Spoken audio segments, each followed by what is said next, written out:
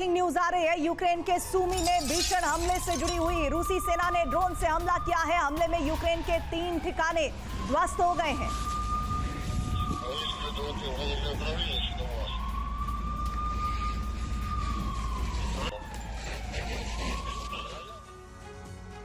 तो गुरुवार को यूक्रेन में आईसीबीएम के हमले की दहशत मची, लेकिन कुछ घंटों बाद पुतिन ने खुलासा किया कि यूक्रेन में आईसीबीएम से हमला नहीं किया गया। पुतिन ने दावा किया कि यूक्रेन को रूस ने अब एक प्रयोगशाला की तरह इस्तेमाल करने की तैयारी कर ली है और गुरुवार को जिस मिसाइल से हमला हुआ वो भी रूसी हथियार के जखीरे का एक नया घातक सदस्य है। पुतिन की हाइपरसोनिक स्पीड वाली मिसाइल का नाम है ऑर्शनिक। ये दावा किया जा रहा है कि रूस की नई मिसाइल यूरोपीय देशों में अमेरिकी मिसाइलों की तैनाती को ध्यान में रखकर बनाई गई है।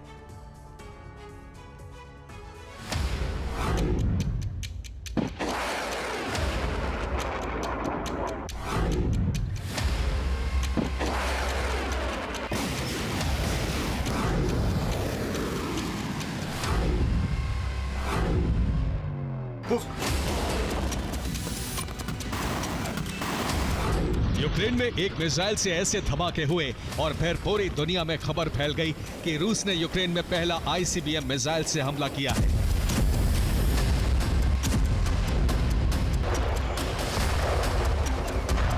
यूक्रेन के एयरफोर्स ने पूरे यकीन के साथ नेटो को आईसीबीएम मिसाइल से हमले की जानकारी भेजी और कुछ वीडियो भी जारी किए गए।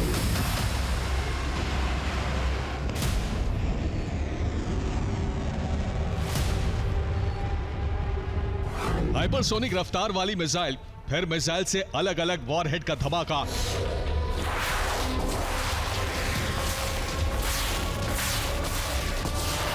यूक्रेन के मुताबिक ये रूस के RS-26 रुबेस मिसाइल का हमला था। यूक्रेन ने आईसीबीएम हमले से बचने के लिए एयर डिफेंस की मांग की। RS-26 रुबेस मिसाइल के बारे में अमेरिका बखूबी जानता है।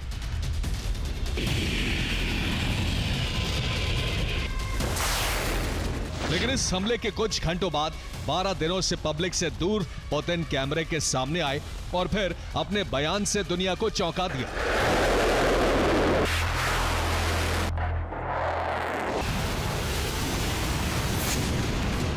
पुतिन ने ही दुनिया को बताया कि हमला RS-26 रुबेस से नहीं किया गया, बल्कि यह रूस की नई मिसाइल थी जिसका नाम ऑर्शनिक है।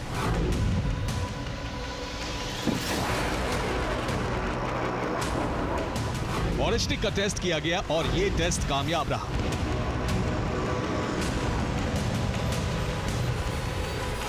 पुतिन के मुताबिक ऑर्शनिक बनाने का मिशन अमेरिका को जवाब देना है।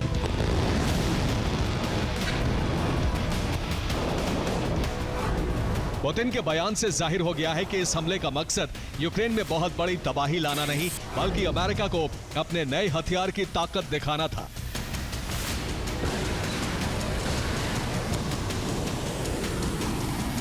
पुतिन ने दावा किया कि रूस अब यूक्रेन को टेस्ट ग्राउंड की तरह इस्तेमाल करेगा। नेटो अभी रूस के कई हथियारों के बारे में नहीं जानता है। रूस की ताकत और नए हथियार देखकर नेटो चौंक जाएगा।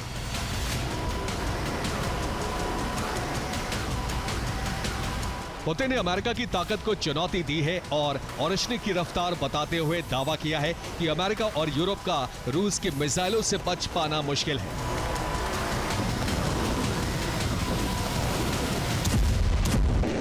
पुतिन का यह एक्शन यूक्रेन को अटैक एमिस और स्टॉर्म शैडो से रूस में हमले की छूट के बाद शुरू हुआ है।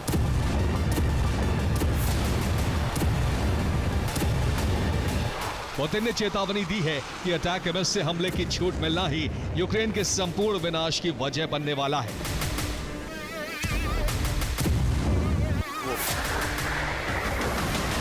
रूस की ऑर्शनिक मिसाइल खास तौर से यूरोप में हमले के लिए डिजाइन की गई है। रूस ने इसके बारे में दुनिया को बहुत कम जानकारी दी है, लेकिन माना जा रहा है कि यह रूस के RS-26 मिसाइल का ही एक नया वर्जन है।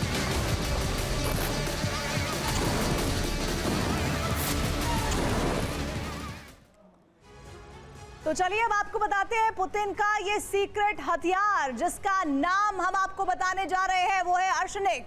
और देखिए ये सबसे बड़ी बात यह है कि ये RS-26 का अपग्रेडेड वर्जन है और ICBM क्रॉस करने का मतलब क्या हो जाता है? इसका मतलब ये होता है कि पुतिन ने दावा किया है कि ICBM नहीं है बल्कि क्या है, यह है IRBM यानी इंटरमीडिएट रेंज बैलिस्टिक मिसाइल। ये बहुत ध्यान रखने वाली बात है। और अब आइए इसकी रफ्तार की बात कर लेते हैं। इसकी रफ्तार आवाज से 10 गुना तेज है। ये देखिए, ये डिटेल इस वक्त बहुत जरूरी, जिसके साथ ही आप जान लेंगे कि आखिर इसकी ताकत क्या है। और इसकी रेंज है 5000 किलोमीटर। जो इस साइड आप देख रहे हैं ये 5000 किलोमीटर है। अगला देखिए, हम आपको जानकारी देने जा रहे हैं इस सीक्रेट हथियार के बारे में। इस सीक्रेट हथियार के बारे में RS-26 की तरह ही इसमें ही एक से ज्यादा वॉरहेड लगाए जा सकते हैं। ये पहली इंफॉर्मेशन जो हम इस सीक्रेट हथियार के बारे में दे रहे हैं। इसके साथ ही मिसाइल से कई टारगेट पर ये एक साथ प्रहार कर सकता है।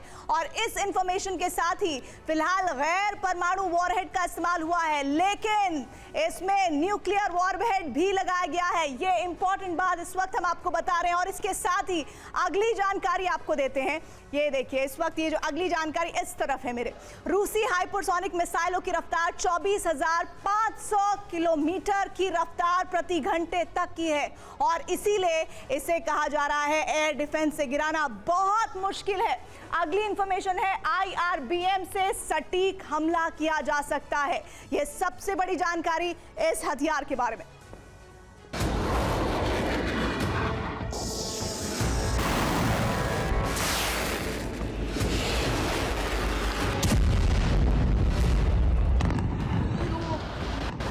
यूक्रेन के नीप्रो में मिसाइल का मलबा मिला है, जिसकी जांच से रूस के दावों की सच्चाई का पता लगाने की कोशिश की जा रही है।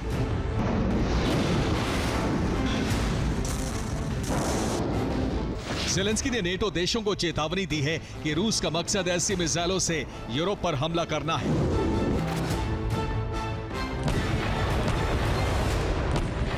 यूक्रेन ने रूस के हमले के बाद अमेरिका से और एयर डिफेंस की मांग की है।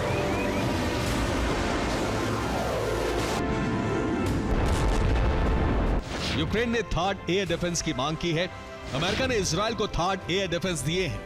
यूक्रेन ने और हाइपरसोनिक मिसाइल से हमले की आशंका जताई है।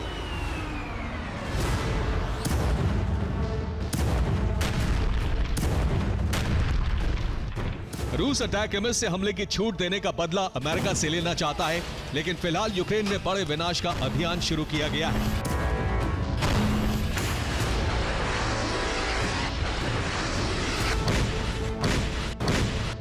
रूस के सैन्य ठिकानों पर हमले की कोशिश के बाद रूस की तरफ से और घातक हमलों की उम्मीद है।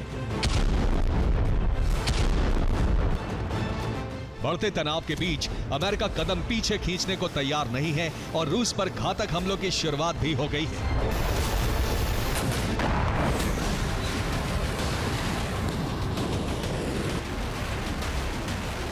रूस के क्रास्नोदर में बड़ा धमाका हुआ। यूक्रेन ने रूस के क्रास्नोदर में ड्रोन से हमला किया। एयर डिफेंस नाकाम होने की वजह से कई धमाके हुए।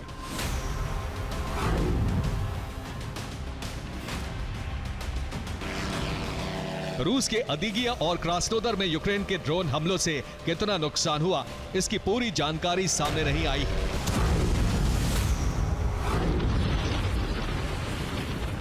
लेकिन आग की इन तस्वीरों से अंदाजा लगाया जा रहा है कि यूक्रेन को रूस में किसी बड़े टारगेट को नष्ट करने में कामयाबी मिली।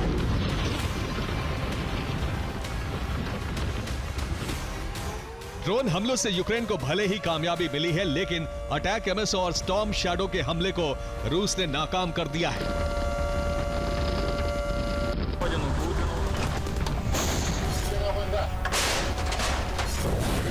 रूस ने दिखा दिया है कि यूक्रेन को हर हमले के बाद मुंह तोड़ जवाब मिलेगा और रूस भी अब उन हथियारों का इस्तेमाल करेगा जो अब तक नहीं हुआ।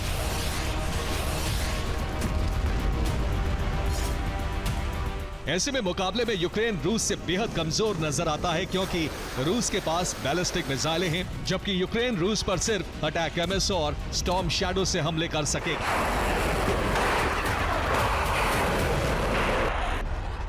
रूस की हाइपरसोनिक मिसाइलों को यूक्रेन नष्ट नहीं कर सकता, लेकिन अटैक एमएस और स्टॉर्म शैडो को रूसी एयर डिफेंस बहुत आसानी से भस्म कर रहे हैं। Bureau report, TV9 Bharatvarsh.